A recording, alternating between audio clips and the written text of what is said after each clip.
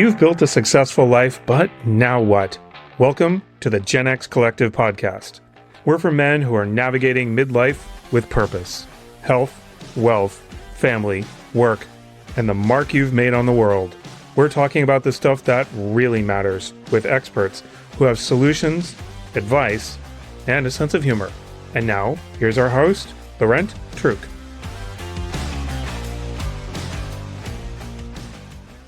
Welcome back, everybody. In this episode of the Gen X Collective podcast, we sit down with Ran Goel, CEO of Mama Earth Organics, company dedicated to delivering fresh, organic, and sustainable food to the homes of the Greater Toronto Area. Ran's journey is an inspiring one. He left behind a lucrative career as an investment lawyer on Wall Street to pursue his passion of food, sustainability, and community impact. Ran's story is proof that it's never too late to pivot, take risks, and align work with purpose, something that I know many Gen X men are thinking about doing. If you're considering a career shift, want to eat better, or just care about sustainability, then this conversation will be for you. Ran, welcome aboard. Good morning. Thanks for having me. It's great to have you. I've been looking forward to this, as has my wife. She loves sustainability, food, all that stuff. She's like, I might listen to this one. Would love to start from the beginning. I mean, you made a really massive career shift to get into the world that you're in today. Do you mind walking us through kind of where you were before and what you're doing now?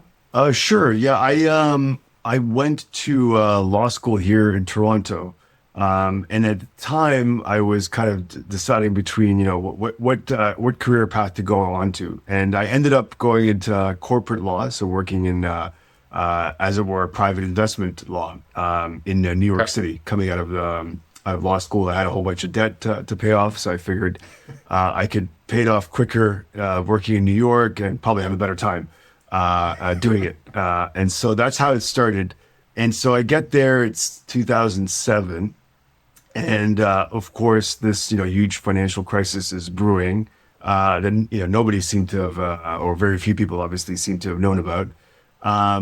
And so real time, while I'm practicing law, as it turned out, in a very interesting firm in a very interesting city for that time period, things like Lehman Brothers go under, Bear Stearns, all these huge kind of gyrations in the financial markets.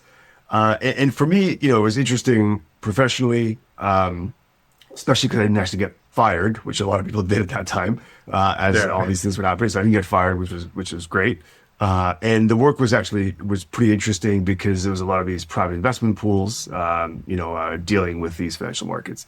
But what happened in parallel for me personally was this kind of realization on a very vivid, primal level that the world is not always what it seems. And these assumptions that underpin a lot of the systems that we rely on and we think of as being these, rigid foundational systems are pretty vulnerable, actually. So around that same time, I started reading about food. I read Michael Pollan's Omnivore's Dilemma. And that for me was really a gateway to think about food, not as just this, yummy thing that I just want to binge on or that I, want to try at this new restaurant or this new cuisine, but as a political thing, as a social thing, as an environmental thing. So, I had a general sense that it was important, but not to the extent that, literally, huge chunks of our greenhouse gas emissions are because of food. A lot of the things we were seeing with, diabetes and obesity related to food, a lot of, human rights abuses are tied to food. So it basically got me on this whole path of like, wow, I should really be thinking more personally about what I eat. But also I'd love to dedicate my life, or at least a chapter of my life, to try to address some of these issues. And that's how I ended up getting into food. And ultimately, now I'm the CEO of Mama Earth. But there's been a lot of changes, which we'll talk through. But really the underpinning of everything that gets me up in the morning is this idea that what we put in our mouth impacts the world.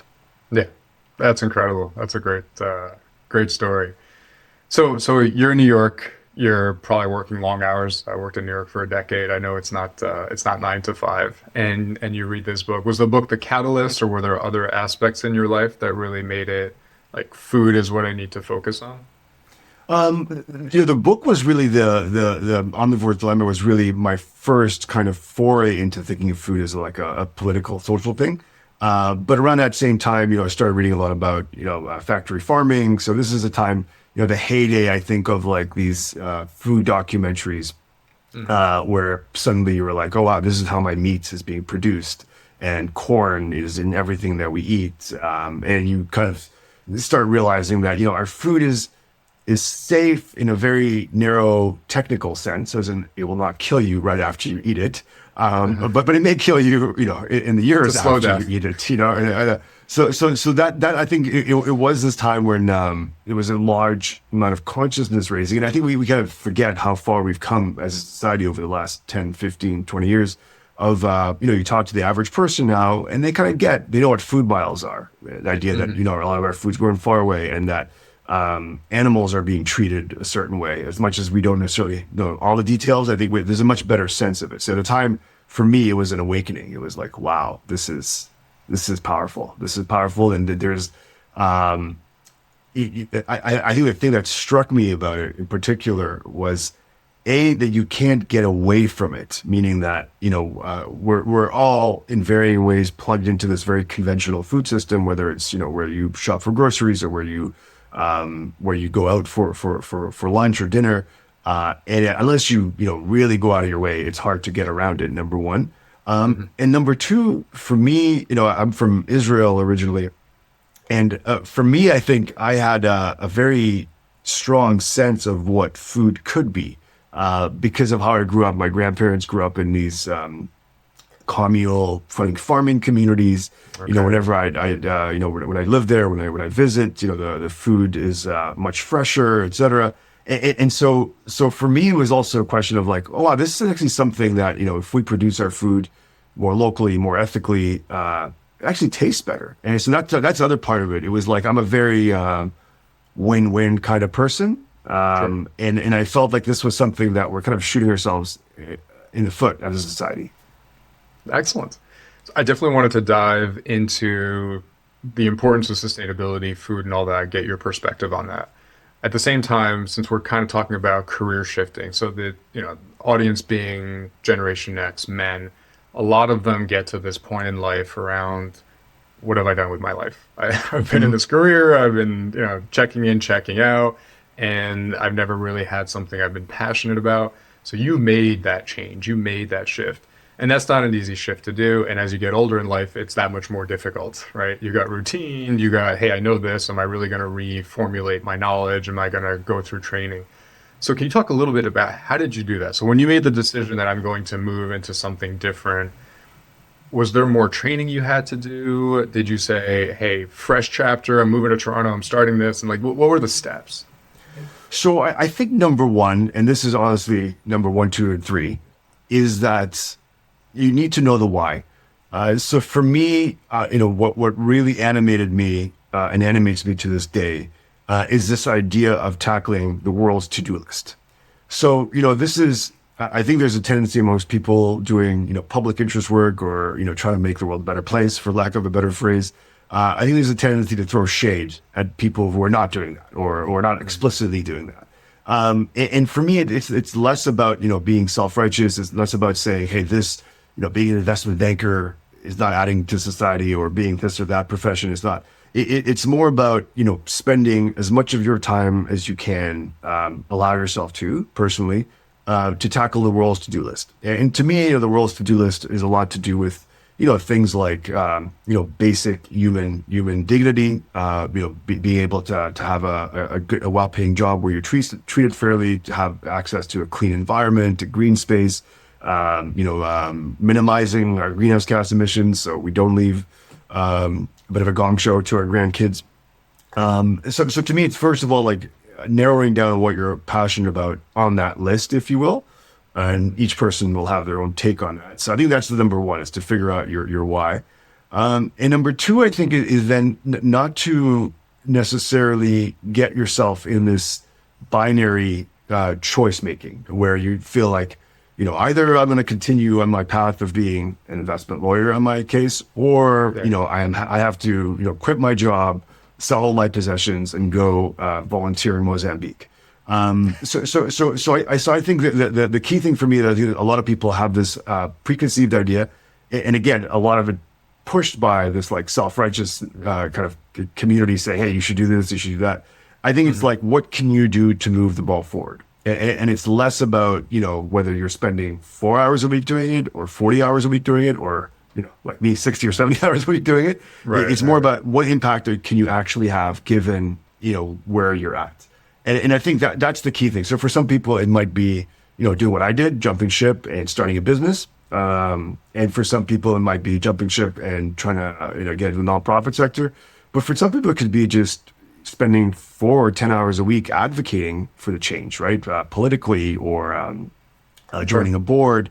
So I think, to me, that's the key thing. But the key thing is just to get rolling and not wait for, some mythical next chapter when you're going to have all this time and all this money and you can do whatever you want. It's like, hey, you live in the here and now. You don't know how your life is going to play out going forward. Start living the life, start living your values in whatever way you can as soon as you can. That's fantastic. That's great advice. Okay, so you went all in, Mama Earth Organics. Can you give us a little bit of background, how you came up with the concept, its evolution? Sure. I mean, we've been through a whole bunch of pivots. I actually started the company as an urban farm when I first started it. And my thinking was that, how do you really get people to think differently about food? And I think one of the key insights I had at the time was, hey, how do we basically combat what effectively is, this conventional food system that has the customer's attention, right? So billboards, digital ads, shelf space, you name it, there's a whole machine behind it by the, whether it's Kraft or whether it's Pepsi or Coke, there's a whole machine behind them pushing all these products out. And I thought, urban farming was a way to get people to think about food in a very positive, visceral manner. And that's really how I started the company. So I literally hired somebody here in Toronto while still working in New York. So I was still kind of bankrolling the company from my job. Started the company, and it turned out over the first 2 or 3 kind of growing seasons that people loved the concept, and we actually had more demand than supply, meaning that we could only grow so much in the city, it being limited with land. And so it actually evolved, beyond what I expected, which was I thought we'd have an urban farm and we would sell the baskets of the stuff that we grew.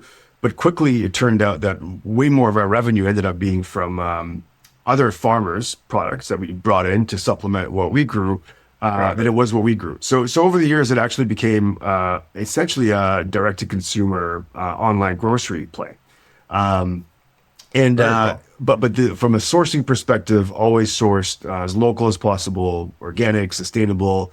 From the beginning and to this day, we use reusable containers to deliver to the customer and take the empties back. So really, that's kind of how it started. And we've had a lot of gyrations along the way. So at one point, we were trying to get into retail bricks and mortar.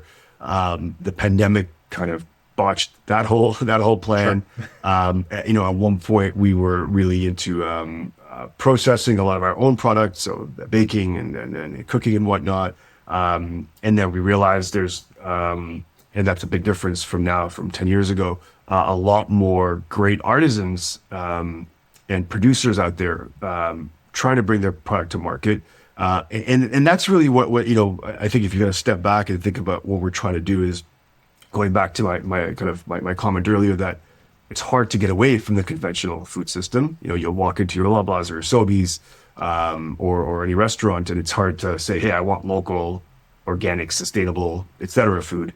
Sure. Really what Mama Earth is an alternative food system. And so we've really created a food system that is, overlaps slightly with the conventional one, but is mostly on its own, meaning that we sourced directly from farmers here in Ontario that you could not get at the grocery store. We work directly with cheesemakers and bakers and small restaurants that make food the way we believe it should be made. We deliver direct to the customer, so there's no middleman between us and the farmers and the processors we work with to a large extent. So it's really trying to birth this new way of eating and making it easier for customers to eat better. I love this. Sorry, I'm taking notes because I got a bunch of questions. In the early days, when you say urban farming, just so I'm clear, is that hydroponics? Is that rooftops? Like how I know how dense the city is. Where are you putting these things? Where were you putting these things? So it's interesting. There ended up, and I realized this in retrospect, there was a bit of a tension between my vision for urban farming versus the most commercial viable, meaning that we went soil based, so we were just planting in the ground, as well. We had a couple of acres up at Downsview Park that eventually expanded to 11 acres. And so we farmed, using, some limited mechanization that you can on such a limited plot, and, a lot of, irrigation and things like that. So, it was a modern form of farming, but it was still soil based. Okay. And for us, that was important because it was a way to get people connected with their food.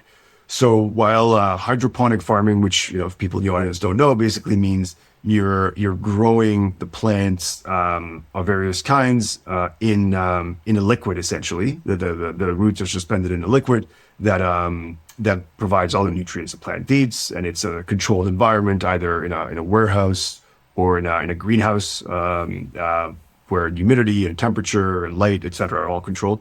And so the issue with that kind of farming is that it's actually, you don't want anybody to come in to said warehouse or greenhouse because it could introduce bugs and all sorts of other pests. So it's almost like a laboratory kind of environment.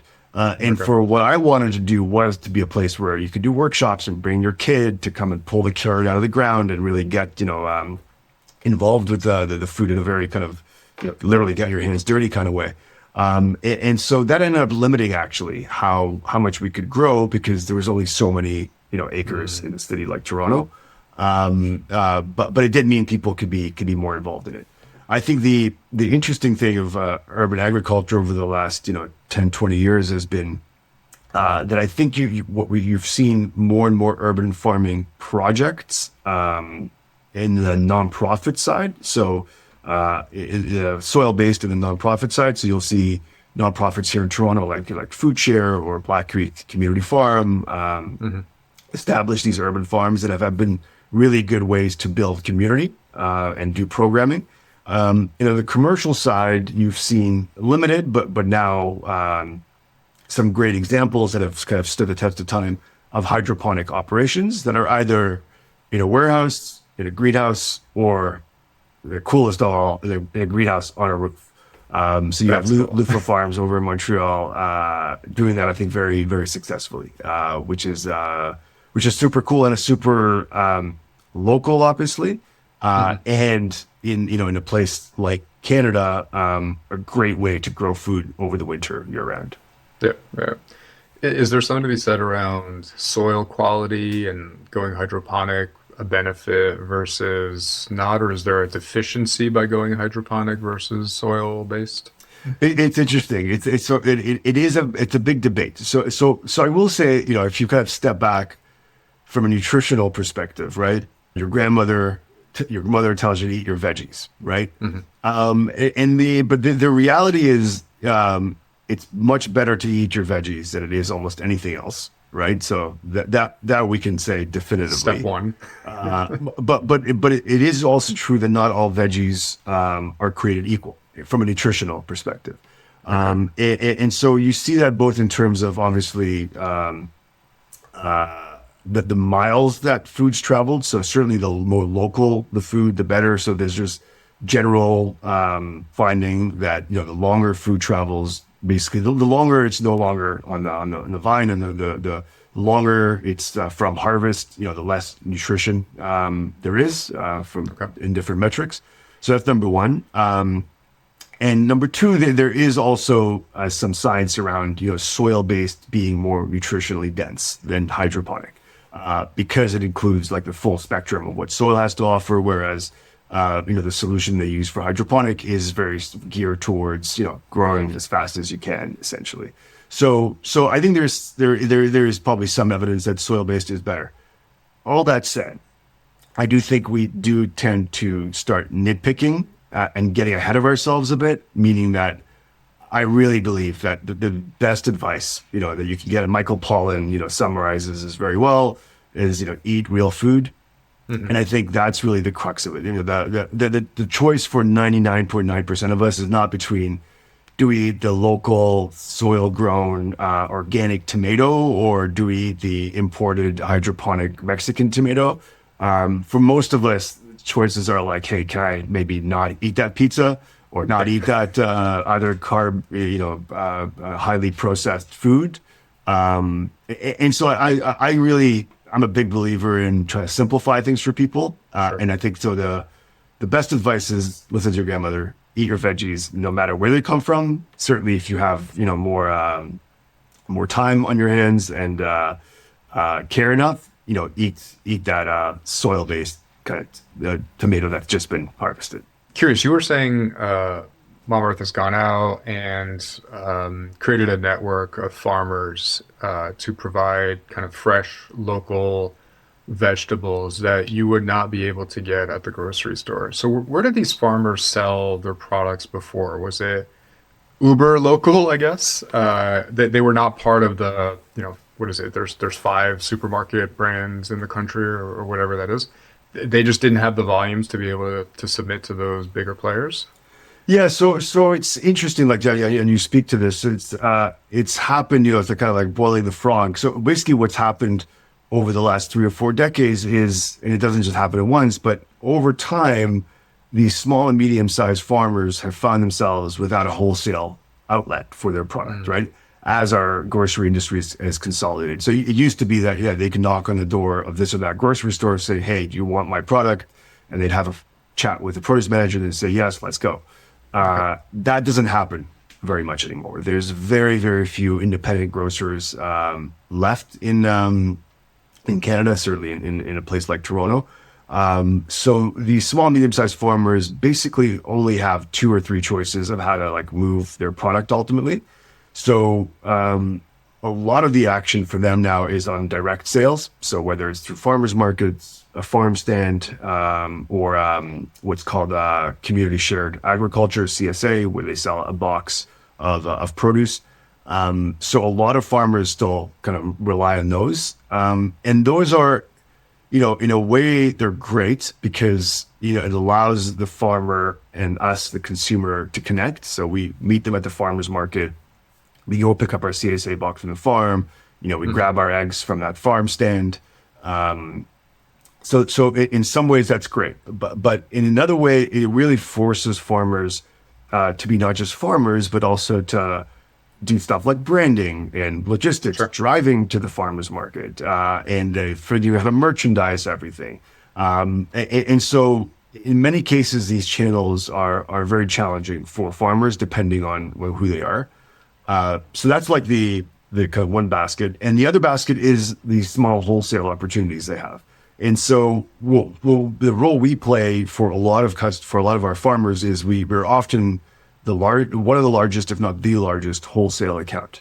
So they may sell to a couple of restaurants that are kind of farm to table focused, and a couple of the independent grocers that are around. We're able to provide a lot of the farmers that we work with is. Number one, we have some sense of demand because we're a membership or subscription service. We have a pretty good sense of what demand is going to be a week from now or a month from now, so we can provide them with some security as to, hey, you can plant this in confidence that we can probably buy the majority of it. Number one, we do have some flexibility around logistics. So, for example, a lot of these farmers obviously drive from outside the city. We have some flexibility as to when they deliver to our warehouse, whereas, if they ever deliver to Loblaws, they often have this, half an hour slot they have to deliver in, really stringent and sometimes nonsensical quality control standards where, if the first case has a couple of issues and they tell the truck to go away. Oh, really? So very, very onerous and financially risky for farmers. And number three, we're also pretty agnostic and prefer less packaging. So whereas the big supermarket chains, require more and more plastic for what they sell, because especially in the era of self-checkout, the more things are packaged with a barcode that people could just check out themselves pretty easily, the better. Whereas for us, the less stickers there are, the less plastic there is, the better. Unless it's a food safety or quality issue. So for things like greens, obviously it needs to be packaged. So we're able to provide that support for a lot of farmers, and we saw it. We had a pretty rough couple of years after COVID, as people kind of shied away a bit from online, and food inflation arose, and people were looking to cut expenses everywhere we could. It definitely impacted our farmers because we weren't able to buy at the same kind of volume. So that's kind of really what we try to do. We try to work directly with farmers. And the benefit for consumers is also that, it's less time in transit. So it goes directly from the farm to our warehouse, where it leaves within 24, 48 hours for the vast majority of products. So it doesn't spend a lot of time in storage. And you also get varieties that don't necessarily travel that well. So stuff that you like, a lot of heirloom tomato varieties and others don't actually travel. You cannot spend 7-8 days on a truck from Mexico. So you get varieties that you wouldn't otherwise get. And a lot of times it's also stuff that is doesn't even show up in supermarkets because it's just too seasonal. So for example, rhubarb. I don't know if you've ever had rhubarb. Love rhubarb. So that's something that's tough to get. You cannot walk into Loblaws and get rhubarb during the season. You can't get things like wild leeks that, again, have a very short window in the spring of 2 or 3 weeks where you can harvest them.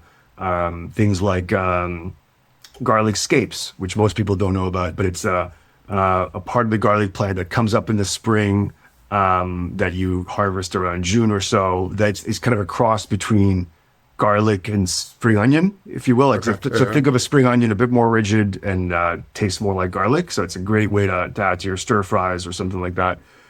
So these are all things that you don't get in the supermarkets, because for them they're like, hey, it's the 2-week season, we're not going to bother with this. But for us, it's a way to use a plant that's already out there, rather than being tossed out, and add some more diversity. How do you guys manage that seasonality? Because what are you selling in January? How does that work? Yeah, so I think that there's basically three in this time of the year, or January, February. There's basically three kind of categories. You have your storage crops, so the things that actually store very well over the winter and don't degrade substantially. So potatoes, garlic, onions, apples, pears. So these are things that we grow very well in Ontario, that there's storage, good storage infrastructure for. Okay. So that's number one. So that's one way to use it as local as you can. The second one is, and this is like a burgeoning area, is anything grown in a greenhouse or a warehouse. So you're seeing more and more greens availability, lettuce, arugula, spinach, herbs available growing in Ontario. And as well as fruiting plants like tomatoes, peppers, and very excitingly, more and more strawberries are being produced in Quebec and Ontario under glass as well. So you're seeing more of that. And the cool thing, and by the way, this is related to this whole tariff economic war that's going on here with U.S. and Canada. I think there's a lot of potential in that controlled environmental agriculture space for more and more things to be grown locally, under glass. So that's the other one. And the third one is imports. So we are an importer of, we as a country are an importer of produce, especially on the fruit side. So there is very limited availability of fruit in the winter. And in fact, a lot of our favorite fruits as Canadians are actually never grown in Canada. Bananas, citrus, mangoes, things of that nature are just, our climate doesn't allow to grow that at any point of the year.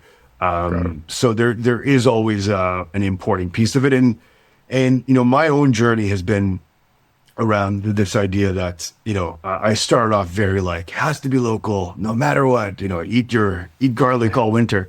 And really what I realized was that, for most of us, I think we can, we're not going to make that trade-off of not eating bananas and not eating citrus, and that's okay. And I think that's kind of where, going back to, your question about, if you want to live your values more in your career or your personal life, how to do it. And I think when I started out, I was like, yes, I'm going to quit my job and do this. And I, no regrets. I'm happy I did that.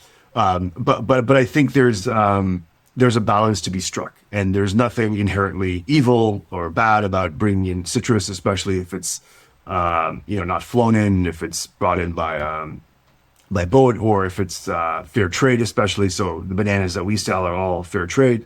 And the farmers are getting a fair shake out of it. So I think it's less of a question of trying to be this fundamentalist of like, eat local everything. It's just that our system right now is out of whack, where we import too much food and don't make enough of it in Canada. But that's changing. You're clearly seeing that with some of the tariff issues coming up, the pro Canada. Are you seeing that in the numbers, that you're seeing a lot more people looking for local and starting to buy through your organization and local farmers? Yeah, so we've definitely seen a bit of a bump over the last month and a half when all this is going on. I will say the reality of it is twofold. Is if this tariff situation ends up having a negative economic impact on Canada, that could impact local sales, as people just go to the cheapest option, which may end up being an import, not from the U.S. but from other countries. And number two, I think, and this is less for us as consumers, or partially, but it's for us as citizens more, is rebuilding our food infrastructure, local food infrastructure, is not going to be an overnight thing. So, what you've seen in a place like in Ontario, for example, is the ability to process meat in Ontario, like slaughter and processing, has hollowed out. So you're seeing, if you recall, during the pandemic, we realized as Canadians, like 80 or 90% of our beef gets processed at two plants out in Alberta.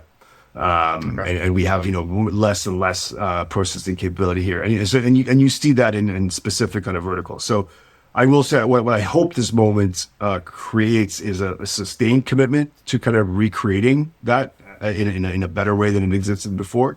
Our ability to feed ourselves, not necessarily, across the board, but, 90% of what we eat. Is that being discussed at government levels to make us more self-sustained and rebuilding some of that infrastructure? And is there technology that we can leverage as well? Like, what does the future in your mind look like over the next 10, 20 years? What I would love to see, there are conversations, but I think what I would love to see is, a commitment to being leaders in, specific fields. So, for example, a lot of the greenhouse technology that we deploy here in Ontario. So we have one of the biggest clusters of greenhouses. Certainly, I think it's the largest in North America here in Southern Ontario. So the Niagara area, Leamington area. But a lot of the technology we deploy is actually from other countries. It's from Holland, it's from Israel, it's from other places. So we're not always the leaders in actually, creating this technology and owning the IP and then, exporting it. So what I would love to see Canada is really think of itself, in Ontario in particular, as a potential leader in these spaces. So I think and this is actually where I do think there is a potential for this, we call it terrorist, but let's call it what it is. It's this economic war that has been launched against Canada. I do think there's potential for us to think of ourselves as not just mere agents, but as principals. Because I think huge swaths of our economy are effectively taking IP from the United States and deploying it here, or from other places and deploying it here, rather than being the place where we create and commercialize a lot of this technology.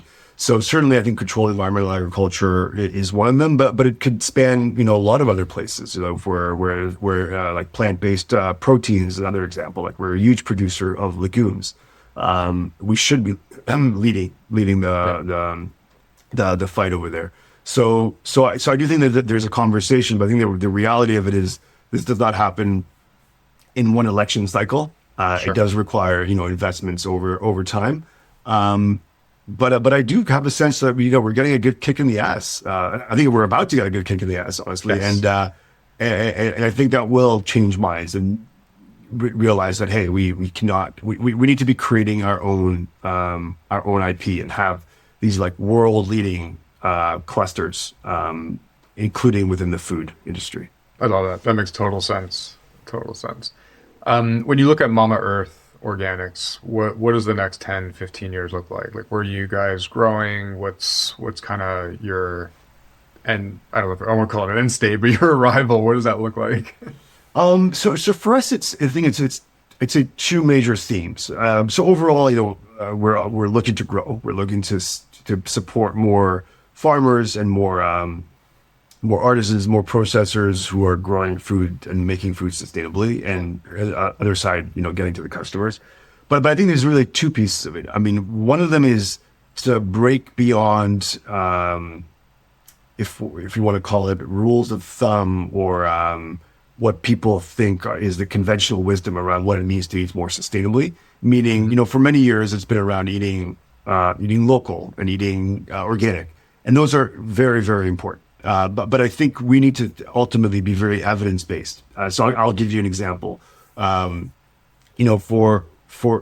some products, it may make sense to buy the hydroponic version rather than the organic version. So one thing your audience might not know is currently in Canada you cannot get organically certified if you're in hydroponic operation.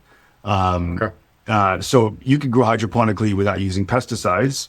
Check mark for organic certification. You can grow hydroponically without using GMO seeds. That's another requirement for organic. But you cannot grow hydroponically without using synthetic fertilizers, right? Because you're not growing in soil, right? And so that automatically means you cannot be certified.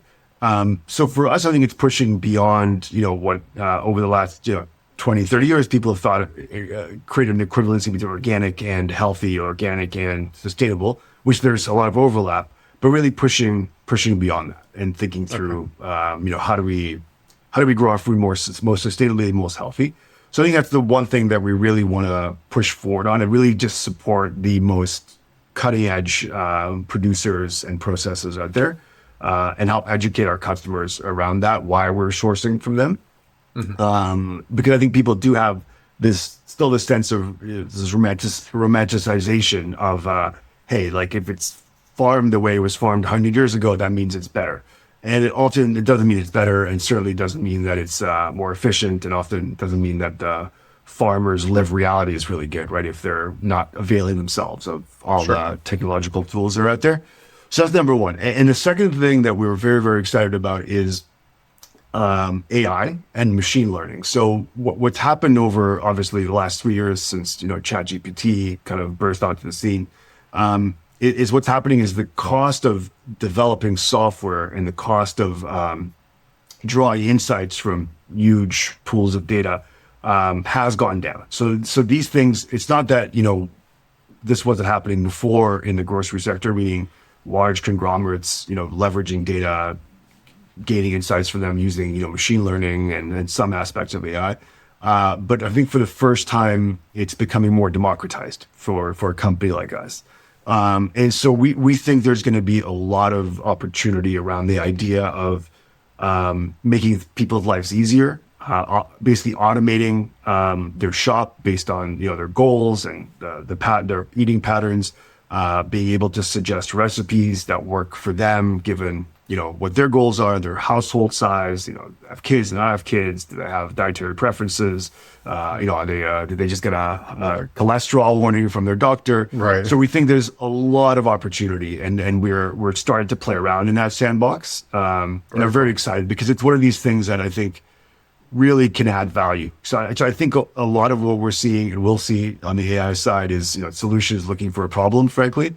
But I think, with the data sets we have of, 13 years of customers, shopping, I think we can deliver to them recommendations about what to add to their basket next week. They're actually going to be like, oh yeah, I didn't even know I wanted to try that, and I do want to try that because it ticks all these boxes. So those are the two things I think, the two themes that we're really going to be pushing on, and pretty excited for it. Anything we didn't talk about for consumers to think through as they try to eat healthier, try to find food that's more sustainably grown until AI gets to that point where they tell us what to eat? What do we do in the meantime? In the meantime, shop with Mama Earth. Obviously, I'm very biased, and shop at farmers market. I think that the piece we haven't spent too much time talking on, but I think it's important is, we are in Canada in general, and particularly in the grocery sector, it's extremely consolidated. So like you said, you have 5 of these national grocers who control 80% plus of the market, and I think there's a huge piece that the federal government needs to do better on competition and not allowing this level of consolidation. But I think us as consumers, ultimately, we get the food system we shop for, and having such consolidation means ultimately there's a whole swath of farmers who don't have a market to sell through because they're not big enough. It means a lot of innovation doesn't percolate to the store shelves and to the grocery retail outlets, because again they're too small, or the packaging isn't as uniform as they want it to be, etc.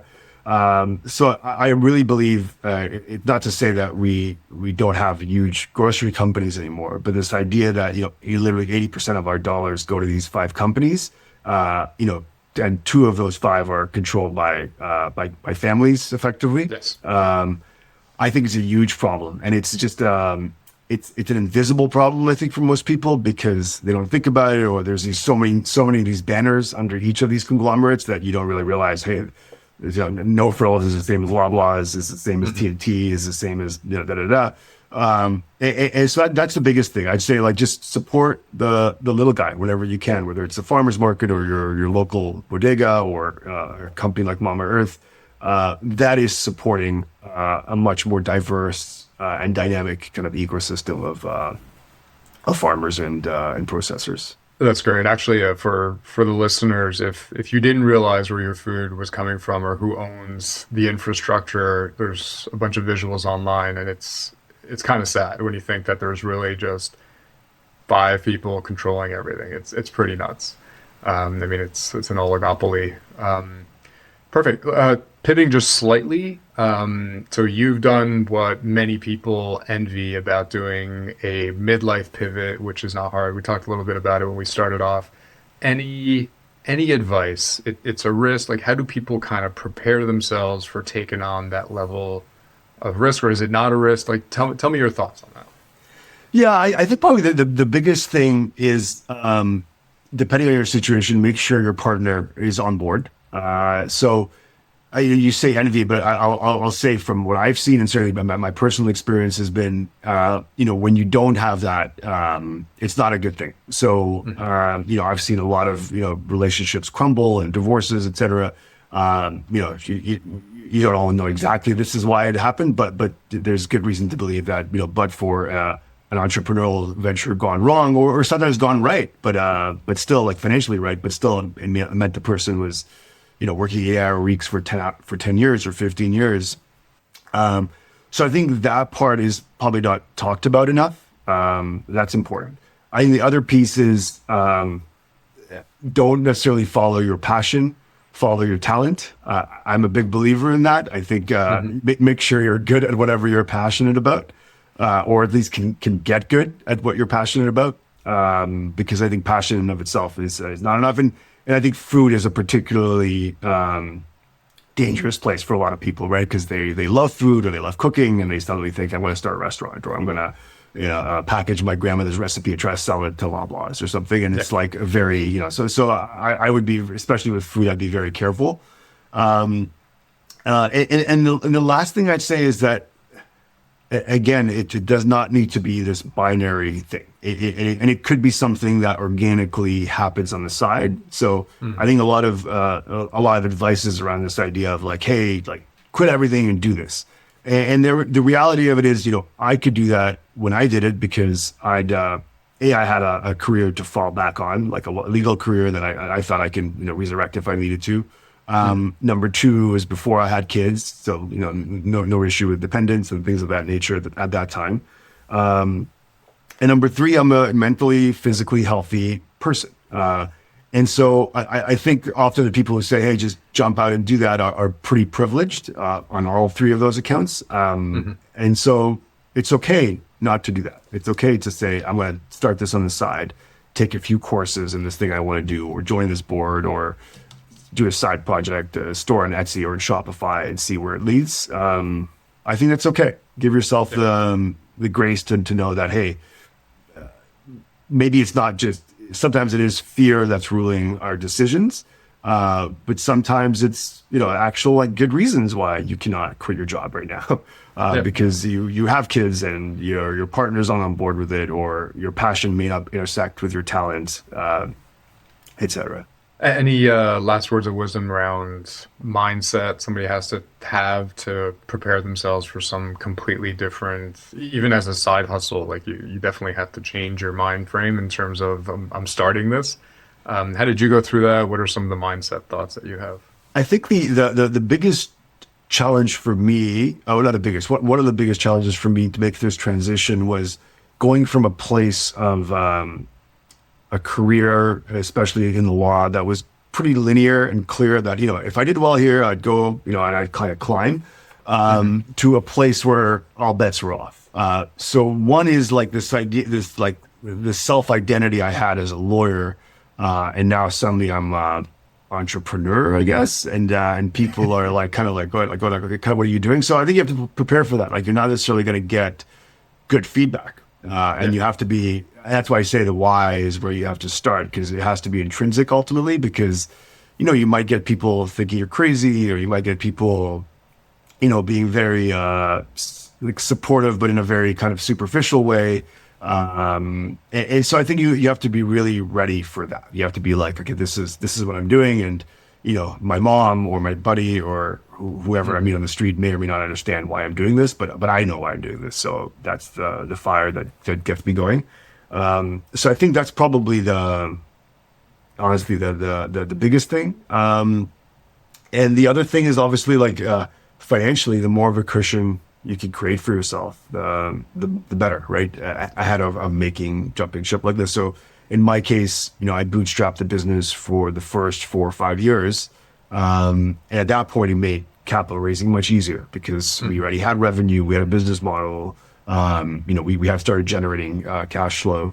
And it would have been really hard, to try to raise money out of the gate. So that's what a lot of people, they do it. Some businesses require it, but where you have to just have an idea and a deck and hope that somebody puts money in. Right. But it's much easier to do once you have some traction. Ran, if there's one last key message you want to leave everybody with, either on the food side, on the entrepreneurial side, what would it be? Oh, wow. One message. You can get two. Be kind. Be kind to yourself and try to be kind to others. And again, that's how you shop, but also as you're, maybe at the stage of your career where you feel like you're stuck, or you feel like, you could be doing something different. Be kind to yourself. Don't beat yourself up over, where you think you could have been and you're not. And I think that will lead you in the right direction. Perfect. Ran, thanks so much for coming on board. Really enjoyed the conversation. Appreciate it. If anybody wants to get more information about Mama Earth, where could they go? mamaearth.ca. We deliver all over the GTA, all the way from Brantford in the west to Peterborough in the east to Barrie in the north. We'd be very, very, very honored to serve you with food every week. Perfect. Awesome. Thank you so much. And we'll be in touch. All right. Thanks so much for having me. This is great. Awesome. Take good care.